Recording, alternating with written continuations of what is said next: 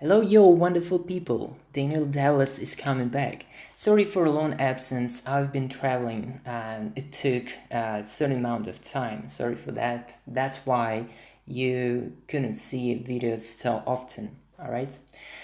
Now we're gonna go through circles. This is A-level maths and we start from basics. As always, we are gonna find midpoints and I'm gonna give you shortcuts how to do that.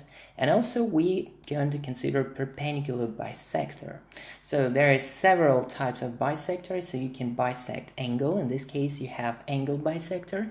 But in case of perpendicular bisector, you split the segment two equal halves and finding the line or the segment that which is perpendicular to the segment that you're going to split. All right, so if you're not sure how to work with like midpoint formula, so please just check out GCSE video because that basics come from there, okay? And also about perpendicular lines, the properties, the gradients, it's also you can find there. Here is a link in description and also here. All right, and guest video, suggested video, sorry. And we're gonna start. Let's just remember how to find midpoint of the line segment, which is probably inclined, so we don't care about orientation. So we have point A, we have point B. So point A, let's say, has coordinates x1, y1, and B, so x2 and y2. All right, so in order to find the midpoint, which is somewhere here, basically equidistant from point A and from point B, so from both points, so that those segments AM and MB are the same, so can be found as arithmetic mean of corresponding coordinates. So in order to find the coordinates of M, you just simply need to add x1 and x2 and divide by 2, this arithmetic mean of those two coordinates, and the same with y1 and y2. All right, so that's a formula by definition. For example, let's say that x1, let's set up just point, normally let it be like this, okay? So x1, let's say 2, y1 is 3, and for b, let it be 5 and 6. So in order to find, you just simply need to work out those arithmetic mean and can be done easily. So 2, 5, 7, 7 over 2 is 3.5. This x coordinate of M, and let's add y coordinates. So 9 over 2 is 4.5. All right, I hope you understand. If not, just check the basics so you can find it in GC stuff. All right, we go next. In a case, if we have 2 points on the circle, basically on the circumference, here is the circle, as you can see, centered at the origin, point O. And if you have segments with points A and B here, it turns out to be that the midpoint is going to be O. Why? Because those segments are radii of the circle. So basically AO and OB are radii, okay? So that's why they're equivalent, and we can state that point O is equidistant from both points A and B. All right, so in this case, if we have a diameter, we can work out the center coordinates in the same way. So in this case, point O is the midpoint, so that's why you can use the formula for the midpoint from coordinate geometry. All right, and let's have a look at some example here. So we have the line segment D is the diameter of the circle with points D and E. Find the coordinates of the center of this circle. All right, so let it be point O as the point of as the midpoint, basically the center. This is the center of the circle. We can work out the coordinates by simply applying the formula. So minus 9 and minus 1 will get minus 10 over 2, and 8 into 10, so 10 over 2. So that means O coordinates is going to be negative 5 and 5. And here is illustration. So you have, in this case, instead of probably O, I would use A because I've prepared a little in advance. So A coordinates and A coordinates. So here you can see how you guys can visualize what's happening here. So A definitely is the center, and here is the circle. All right, so actually there is much more questions about how to work with, diameter, how to find midpoints in this case. But what if we have, I don't know, let's say a line segment, which is a chord in this case, chord. How to work out the center of the chord, or in other words, how to figure out, let's say, midpoint. So let's say for definition, we have L and M 2 points, and we have point P, that's going to be midpoint. So P is the midpoint of this chord, LM.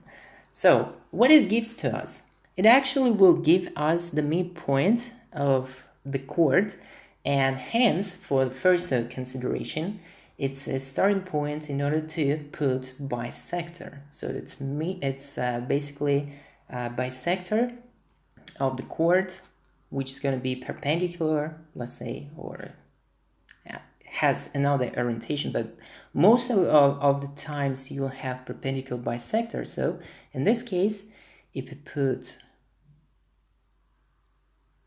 the line which is perpendicular, in this case L, a line which is perpendicular, so this is sign for perpendicularity for perpendicular to LM, so we might have the points that we definitely know that the line goes through. So that means line intersect with LM at point P, So hence it's probably required to define coordinates of point P in order to find the complete equation of the line which is perpendicular and which is perpendicular bisector to your chord. All right, hope you got it. And now we're going to discuss what perpendicular bisector is. Here is the picture, here is the circle centered at the origin with a radius 4.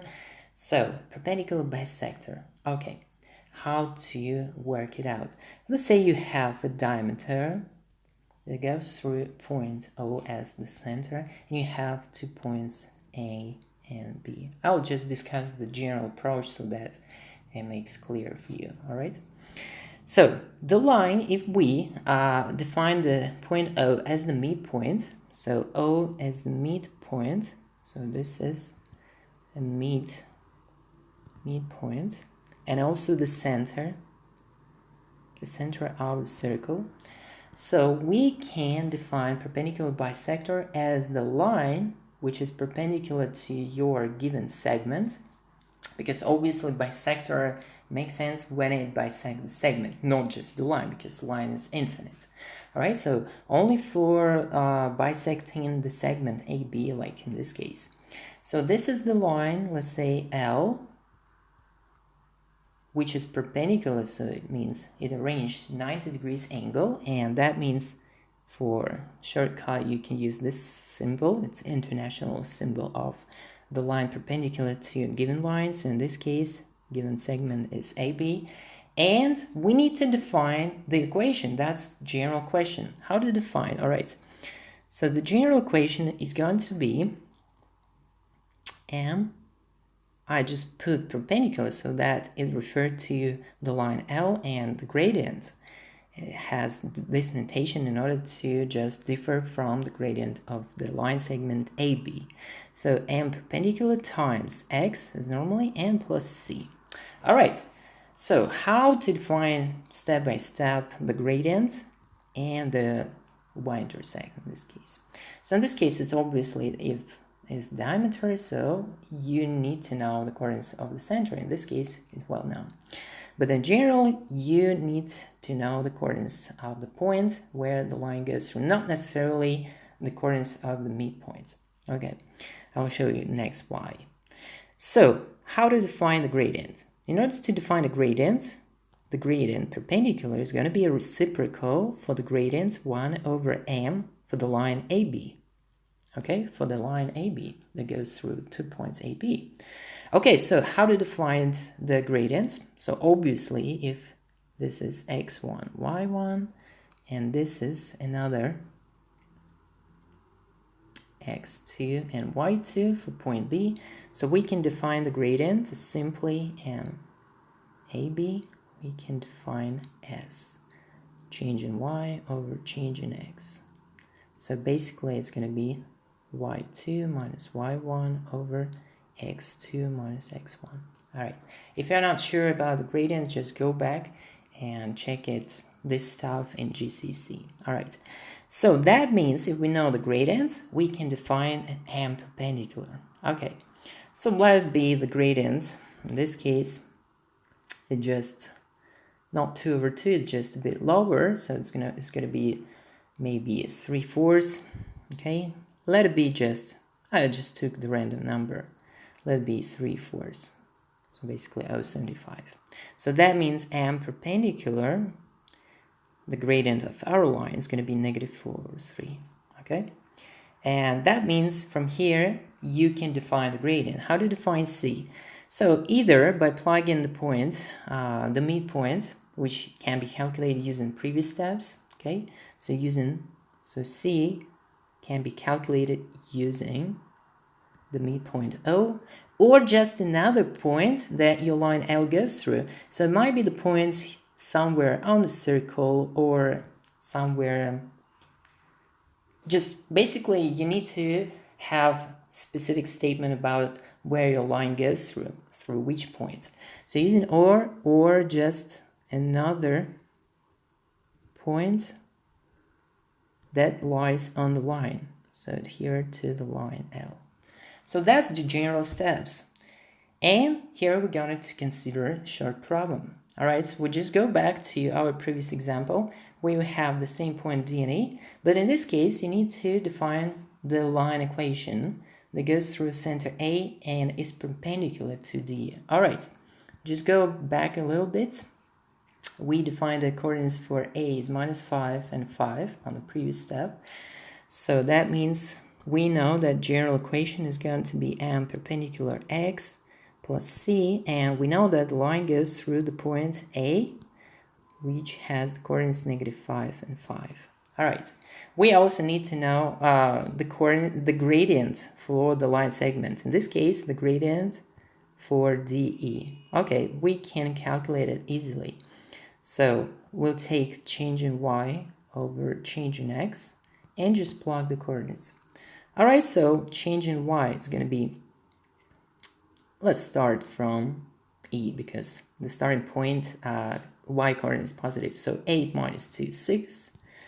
So I feel like I just put more details, and -1 plus 9. Alright, so that means we finally have 6 over 8, which is 3 over 4. Okay, and we cancel. This is the simplest form. So that means the gradient for a line which is perpendicular, so this is for L, is going to be -4 over 3. We just make reciprocal with minus sign. So hence we know the equation, which is -4 over 3x and plus a known C point. Alright, how to find C? Because we're given point A that the line goes through, so we can define the C value by plugging the coordinates respectively into y and x. So that's going to be -4 times -5, so it's going to be 20 over 3 plus C. So if you calculate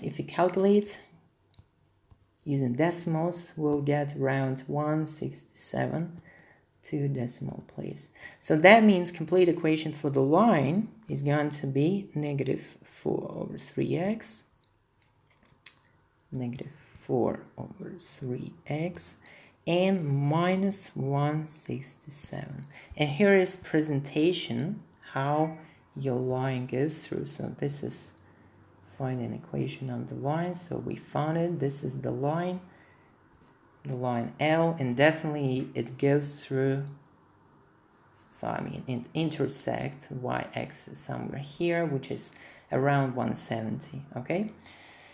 So make sure you understand.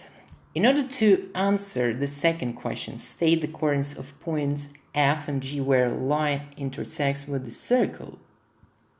We just need to go here. Here is the picture. But we need to know a bit more about circles. So that's why I will leave this problem for another time. So make sure you watch the next video dedicated to equation of the circle, and that means after covering that topic you'll be able to find. If you revise, so try to do by your own, and in the next video you can compare it with my explanation and with the results that will be given for you. Alright, so hope you like that. One more time, sorry for long absence. If you're actually interested in dance, just check out, like, there are many clips on my other channel, which is called, you can just type on YouTube, Daniel Dallas Just Dance, and you'll meet my another channel dedicated to dance. Alright, thank you and see you next time.